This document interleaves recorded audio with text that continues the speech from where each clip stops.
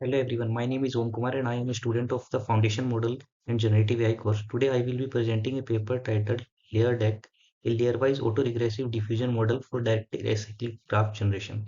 This is a significant work published at ICLR 2025 by researchers from Georgia Tech, Meta and NVIDIA. It addresses a critical problem in the field of generative AI for systems: how to generate realistic complex graph structures that actually work for engineering benchmarks. So let's start with the motivation. Why do we care about generating directed acyclic graph or DAGs?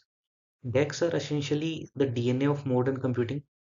They represent critical workloads like the computation graph of neural networks like transformers, data flows of FPGA hardware, and compiler optimization schedule. However, we face a major bottleneck. Real world DAG datasets are incredibly scarce. First, due to scale. Tracing a training job on a 24K GPU cluster is technically prohibitive and produces petabytes of data. Second, due to privacy. The computation graph of a proprietary model like GPT-4 or Llama 3 contains sensitive intellectual property. Companies simply cannot share them. Our job here is to generate synthetic tags that are high fidelity enough to be used for system benchmarking, effectively solving this data access problem. So why can't we just use existing graph generators? The problem is that DAGs have two conflicting type of dependencies that are very hard to satisfy simultaneously. If you look at the figure which shows a transformer layer, you can see first the directional dependencies. The graph must be strictly acyclic. Operations must happen in a specific order. This is a sequential issue. Second is the logical dependencies. There are complex combinatorial rules. For example, a matrix multiplication node requires exactly two inputs and the dimensions must match perfectly. Existing models like Graph RNN or DVA struggle here. They generate node one by one, which often break these strict logical rules or create cycles when the graph gets larger. So the core contribution of this paper is a new perspective on how to view a DAG. Instead of trying to generate the whole graph node by node, we decompose the DAG into a sequence of layers. As shown in the figure, we group nodes by their depth. This allows us to tokenize the DAG into a sequence of simple bipartite graphs. This is a precious moment of the paper. By doing this, we decouple the problem. We handle the interlayer dependencies using an autoregressive approach, and other one we handle the complex interlayer connections using a diffusion model. This hybrid approach allows us to solve both constraints separately and effectively. Based on that insight, here is the layer DAG architecture. It's act like a two-brain system. First, we have the conductor, which is the autoregressive component. Its job is to look at the history of the graph so far and predict the topology of the next layer, specifically how many nodes should be in the next layer, which is represented by V L plus 1, representing like a number of vertices in the L plus 1th layer. Second, we have the artist. This is the diffusion component, specifically discrete denoising diffusion or D3PM. Once the conductor sets the size, the artist steps in to generate the fine details, the edges represented by A and the node attributes represented by X. It does this via iterative refinement starting from noise and gradually forming a valid bipartite graph that connects the new layer to the previous ones. There are there are two technical details that make this architecture work.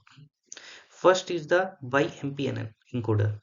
Standard graph neural network fails on DAGs because they treat edges as undirected or simple messages. We use a bidirectional message passing neural network.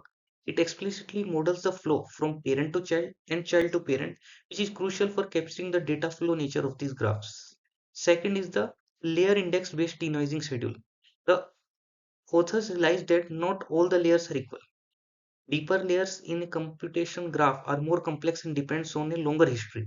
So the model allocates more diffusion steps to the deeper layer, giving the model more computational time to resolve complex connections where it matters most. To validate this, we set up rigorous evaluations using 4 datasets: a synthetic LP dataset designed with strict logical rules to test validity, and 3 real-world hardware datasets: TPU tile, tensor programs, HLS FPGA synthesis, and NAA's neural net architectures. We evaluated the model on 4 key research questions: validity, utility for benchmarking, generalization to unseen data, and efficiency. So going on the first one, validity.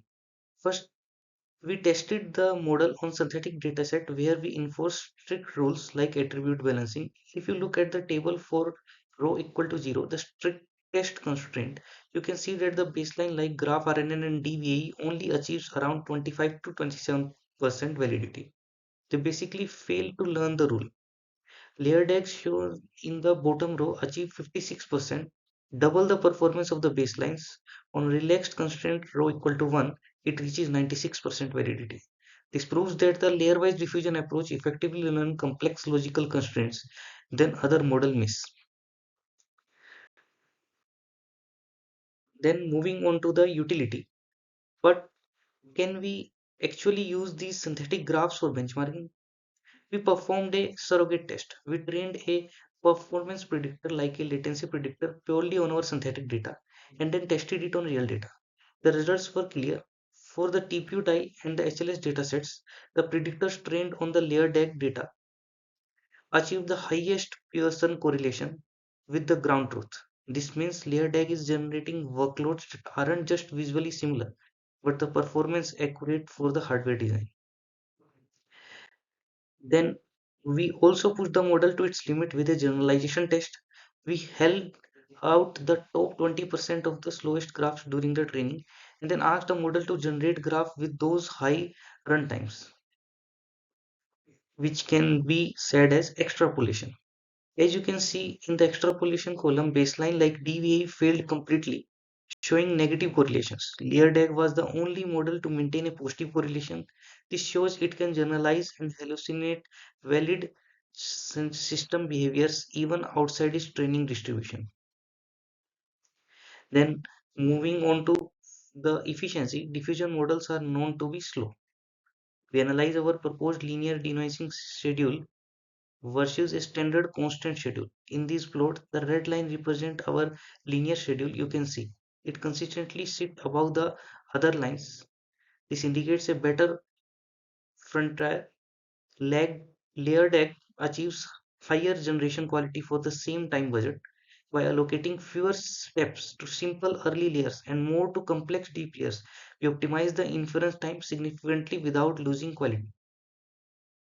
In conclusion, LayerDAG introduced a novel framework by decoupling the graph generation problem by combining autoregressive modeling for the sequence and diffusion for the structure. We effectively resolve the conflict between directional and logical dependencies. This work sets a new state of the art for generating valid large-scale DAGs, opening the door for privacy-preserving benchmarking and hardware co-design in the future. The code is open source and available on the GitHub. Thank you for listening.